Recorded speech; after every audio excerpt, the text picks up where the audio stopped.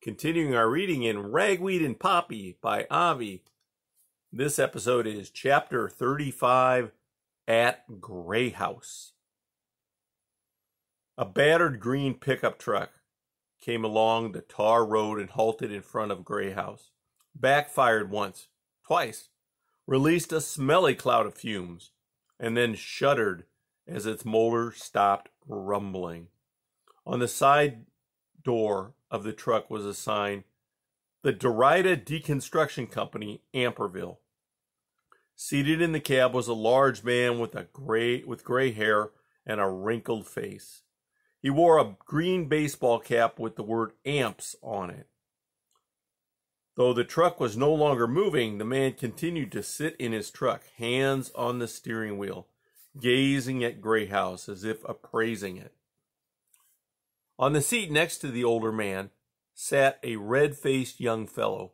His cap had the letters SF on it in orange. "That's it," the older man said to the younger. "The old Lamont place used to be nice. Real wreck now, isn't it? If it was up to me, I'd knock it down." "Yeah, be easy with a bulldozer," offered the young man. "A cinch," agreed the older man. "But some city people say they're interested in buying and saving it. I'm not so sure they know what they're doing. Be a lot of work, expensive. The roof is no good. You can see that for yourself. Anyway, I need to check the foundation and basement before they show up. Ah, well, come on.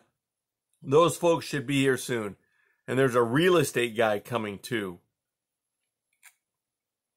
Old Plum was standing on the front porch when the truck arrived. He took one look at it and cried out, "The humans are back! The humans are back! Everyone inside, hide!" At once, the mob of mice that had been milling about in the front yard and on the porch, talking, playing, or resting, erupted into panic. They took up Plum's cry, "The humans are back! The humans are back!" Tails high, tails low, whiskers stiff with tension, pushing, shoving, and scrambling, with a chaos of squeaking, squealing, and moaning, plus shouts of, "Out of my way! Faster, move it! Get off the feet! No!" The mice flooded up and over the lopsided porch and poured through the open doorway and into Gray House. Once inside, outdoor mice were joined by indoor mice, who were also caught up in fright. "The humans are back!" Some raced down the steps to the basement. A large number sought safety in the many closets. Others streaked up the stairs to the attic. Plum ran too, but headed for Lungwort's old boot. Once there, he yanked aside the striped curtain and yelled, "Lungwort, the humans are back! Did you hear me? The humans! Lungwort! Humans are coming! You better get out!" Sweet Cicely emerged from the boot. She looked blankly at Plum, made her nervous gesture of flicking one of her ears, and asked, "What did you say?" "The humans are back!" cried a breathless Plum. He pointed toward the main doorway. "Where?" "Out front! 2 of them in a truck!" Are they the ones who were here before?" "I don't know, but I think they're going to come into the house." "Oh dear," said Sweet Cicely. "I'd better tell Lungwort."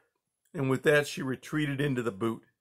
Plum waited anxiously, his tail swishing about in great agitation, all the while constantly shifting his worried eyes to the front doorway.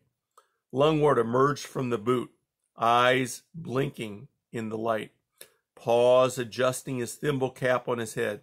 It remained lopsided. Sweet Cicely stood behind Lungwort, looking over his shoulder.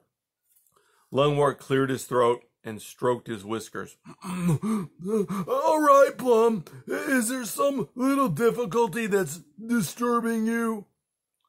Plum pointed toward the doorway. "The humans are back!" he said again. 2 of them in a car, or a truck, or whatever it is." What are they doing?" "I'm not sure. Sitting there, looking at the house. I think they're going to come in." Lungwort drew himself up. "All right, then. You need to get everyone to assemble," he said. "I'll give a speech so I can tell them what to do." "What will you say?" Have no fear. I'll think of something. Plum turned and ran off, shouting, Meeting! Meeting for everyone! Lungwort is going to tell us what to do! Lungwort turned to Sweet Cicely. Do I look distinguished? He inquired. She considered him. You might want to curl your left whiskers a bit more. Yes, said Lungwort, and did just that. Then he proceeded to march over to the old straw hat and climbed up, with an assist from Sweet Cicely from his bottom, until he reached the crown.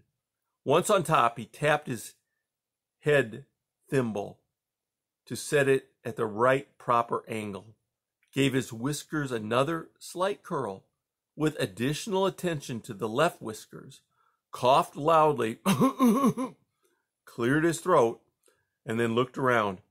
He was expecting to see the entire mice family, all 250, gathered before him, giving him, Lungwort, their full attention, waiting for his speech.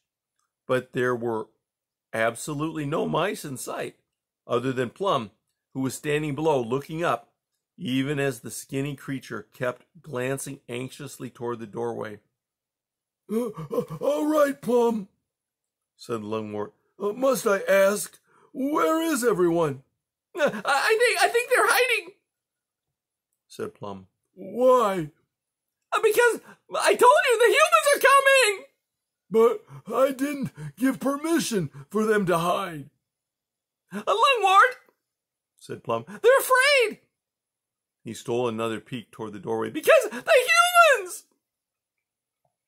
If there's something of which to be afraid, said Lungwort, I shall tell them and provide good advice. They always need to be told what to do. Yes, Lungwort, I understand that. I do. I'll find some. Plum ran off. Lungwort, called Sweet Cicely from the bottom of the hat. Don't you think we'd better hide, too? Well, I don't know. Speech first, actions second. The family needs me to instruct them. After all, I'm the head of this. Plum returned, shooing 7 scared mice before him. Hurry! He said to them. Lungwort is going to speak. You need to listen so you know what to do. But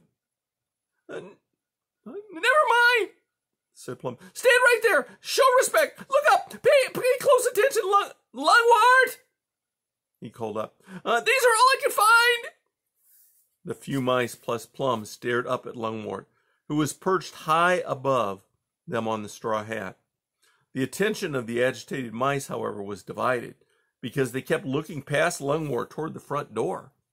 Lungwort, having finally gathered an audience, drew himself up, tapped his thimble hat, and began.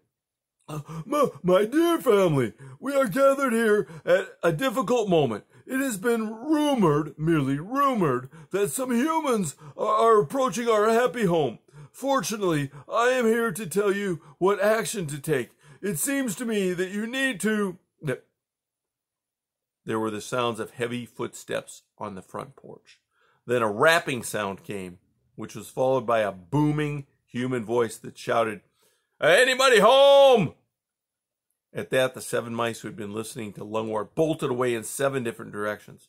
Plum ran off too, heading for one of the closets. Even Sweet Cicely went her own way, racing into a different closet.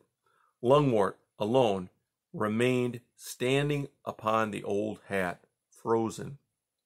Fortunately, he repeated, I am here to... A human voice called out again. We're coming in! Lungwort looked behind him toward the doorway and saw a large moving shadow, human-shaped, advance. With a jolt of fright, he leapt off the hat, raced to the old boot, and plunged inside, pausing only to make sure he drew the necktie curtain shut behind him. When the man with the green hat walked into the house, there was not one mouse to be seen. That's the end of chapter 35.